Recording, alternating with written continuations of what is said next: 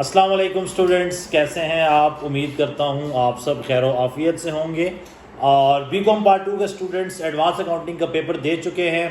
और पेपर देखने के बाद जो पहली फीलिंग मुझे आई कि जिन जिन लोगों ने मेरी वीडियो देखी होगी तो उनका पेपर बहुत ही ज़बरदस्त हुआ होगा, क्योंकि इस पेपर की खासियत ये थी कि बहुत सारे मेजॉरिटी ऑफ द पीपल्स ये कह रहे थे कि इस बार बोनस शेयर नहीं आएगा, डिबेंचर वाला क्वेश्चन आएगा।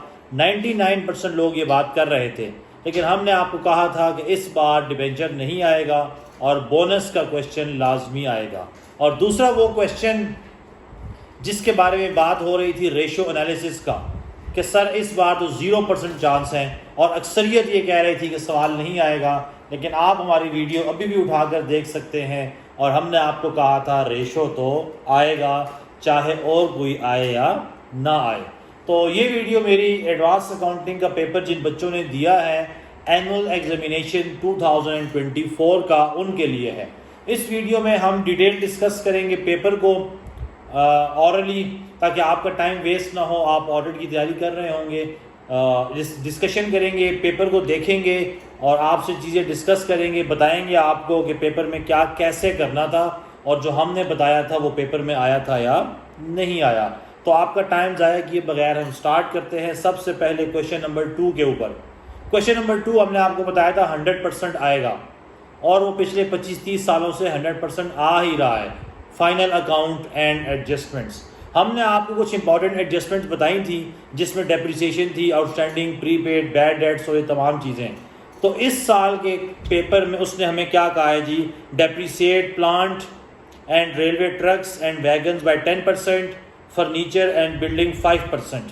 आपने सिंपली क्या करना था, फिक्स्ड एसेट्स में इन तमाम में से plant, railway track, wagon, furniture और बिल्डिंग, इनकी रेलिवेंट डेप्रिसिएशन को सब्ट्रैक्ट करना था और इनडायरेक्ट एक्सपेंसेस में शो कर देना था simply. The value of the silver stock on 31 March was 15,000। Closing stock है। एक तो ट्रेडिंग प्रॉफिट एंड लॉस में सेल्स के नीचे रिकॉर्ड करना है, सेकेंडली हमने इसको करंट एसेट्स में भी मेंशन करना है। प्रोवाइड इनकम टैक्स, एक तो हमारी करंट लायबिलिटी है और दूसरा हमारा एप्रोप्रिएशन अकाउंट की डेबिट साइड पर इसको हम रिकॉर्ड करेंगे। उसके अलावा ऊपर है cash and bank, current asset आपको पता है, प्लांट आपको बता दिए, माइन फिक्स्ड एसेट है, एडवर्टाइजिंग एक्सपेंस इनडायरेक्ट एक्सपेंस है, डायरेक्ट एक्सपेंस बता दिया है, रेलवे ट्रैक एंड वैगन्स ये हमारे फिक्स्ड एसेट हैं, wages of miners direct expenses हैं, जनरल एक्सपेंस इनडायरेक्ट है, फर्नीचर एंड बिल्डिंग हमारा फिक्स्ड एसेट है, एडमिनिस्ट्रेटिव एक्सपेंसेस इनडायरेक्ट एक्सपेंस हैं, रिपेयर्स इनडायरेक्ट एक्सपेंस हैं, cash in hand current assets है, इन्वेस्टमेंट इन शेयर्स ये हमारा एसेट्स है, current assets. 6% fixed deposit in bank ये हमारा फिक्स्ड एसेट है। आपने 89,000 का 6% लेना है और देखना है कि टोटल इंटरेस्ट कितना बनता है, ठीक है। और क्वेश्चन में जो उसने इंटरेस्ट दिया हुआ है 3900, तो हम टोटल इंटरेस्ट को रिकॉर्ड करेंगे इनडायरेक्ट इनकम में, और जो बकाया बच जाएगा वो हमारा जाएगा बैलेंस शीट में और एसेट्स में, क्योंकि हमें पूरा इंटरेस्ट रिसीव नहीं हुआ है। शेयर कैपिटल आपको पता है लायबिलिटी में, सेल ऑफ सिल्वर सेल है, इंटरेस्ट ऑन फिक्स्ड डिपॉजिट ये आपका इनकम में आ जाएगा, डिविडेंड ऑन इन्वेस्टमेंट ये भी आपका इनकम में आ जाएगा। आपने नेट प्रॉफिट कैलकुलेट करना है, एप्रोप्रिएशन में क्रेडिट साइड पर लिखेंगे। अब इस क्वेश्चन में profit and loss account credit नहीं गिवन, तो बच्चों ने समझा कि शायद एप्रोप्रिएशन अकाउंट नहीं बनेगा, लेकिन यहाँ पर एप्रोप्रिएशन अकाउंट लाजमी बनाना था। क्रेडिट साइड पर आ जाएगा current year profit, debit side पर आपकी इनकम टैक्स ही आएगा, और वो आपने उसको प्रॉपर कर लेना है। उसके बाद क्वेश्चन नंबर 3 था रेशो का। रेशो वो क्वेश्चन था जिसके बारे में काफ़ी डिबेट्स थी। मोस्टली लोग ये कह रहे थे कि इस बार रेशो आने के चांसेस नहीं हैं, लेकिन हमने आपको अपनी वीडियो में बताया था कि इस बार 100% आएगा, और हमने आपको 8 से 10 रेशोज बताई थी, जिसमें करंट रेशो थी, पेपर पूछी हुई है उसने, डेट इक्विटी रेशो है, इंटरेस्ट कवरेज रेशो है, और अर्निंग पर रेशो गिवन है। और अगर आप क्वेश्चन सुहेल अफजल की एडवांस अकाउंटिंग बुक का क्वेश्चन नंबर 8 देखें तो सेम टू सेम वही क्वेश्चन है, कुछ भी चेंजिंग नहीं है। अगर चेंजिंग है तो वो सिर्फ और सिर्फ अमाउंट्स की चेंजिंग है। तो इस क्वेश्चन के लिए आप advance accounting Suhail Afzal question number 8 जाकर देख लें, सेम टू सेम वही है, अमाउंट्स इनकी चेंज हैं। उसके बाद जो तीसरा क्वेश्चन 90% बच्चों ने सॉल्व किया है, वो है क्वेश्चन नंबर 5। क्वेश्चन नंबर 5 है हायर परचेज सिस्टम के साथ। अब हायर परचेज सिस्टम में भी एक डिबेट थी कि क्या वो क्वेश्चन पहले 10 में से देगा या वो रिपोजिशन वाले क्वेश्चन देगा, लेकिन हमने आपको इंपॉर्टेंट क्वेश्चन बताए थे और उसमें भी आपको हाईलाइट करके बताया था कि भाईजान क्वेश्चन नंबर 6 आपने किसी सूरत नहीं छोड़ना। क्वेश्चन नंबर 6 लाजमी पेपर में आएगा और पेपर में उसने क्वेश्चन नंबर 6 तो नहीं दिया, लेकिन कॉन्सेप्ट वही वाला दिया है, जस्ट उसने वैल्यूज़ क्या कर दी हैं, चेंज कर दी है। Cash price of the machine दे दी है, डाउन पेमेंट दे दी है 4000 और इंस्टॉलमेंट कह रहा है 2000 प्लस इंटरेस्ट। ये 2000 प्रिंसिपल में आएगा, इंटरेस्ट कैलकुलेट करेंगे, दोनों को ऐड करके हम टोटल में लिख देंगे। और इसमें उसने कहा जी रेलिवेंट्स अकाउंट्स बनाएं, तो इसका मतलब आपने ब्रेकअप टेबल बनाना था। जर्नल एंट्रीज अपनी आसानी के लिए नहीं बनाई, कोई मसला नहीं, अपनी आसानी के लिए आपने बनानी थी।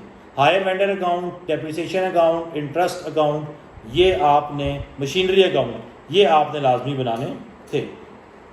उसके बाद क्वेश्चन नंबर 7 है ब्रांच अकाउंट। ब्रांच अकाउंट में उसने थोड़ी सी ट्रिक खेली है। क्वेश्चन बहुत इजी है, हमारे गेसेस में जो कॉन्सेप्ट्स हैं पहले 10 सवाल उन्हीं में से उसने दिया है, लेकिन थोड़ा सा उसने घुमाया फिर आया है। ओपनिंग स्टॉक बैलेंस बीडी में आ जाएगा ब्रांच अकाउंट में। गुड्स सेल्ड टू ब्रांच आपको पता है कहाँ गेम खेली है, क्रेडिट सेल्स आपने निकालनी थी। क्रेडिट सेल्स कैसी होती हैं, total sales minus cash sales.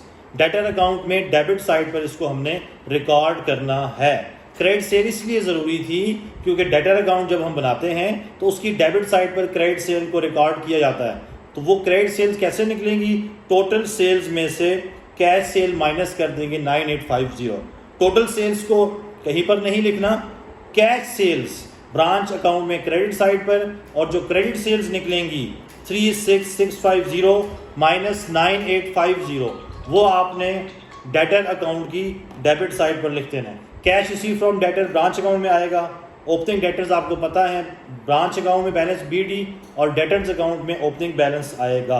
Closing petty cash है आपके पास, बैलेंस सीडी ब्रांच अकाउंट में क्रेडिट साइड पर नीचे, ओपनिंग कैश भी दे दिया है, बैलेंस बीडी ब्रांच अकाउंट में।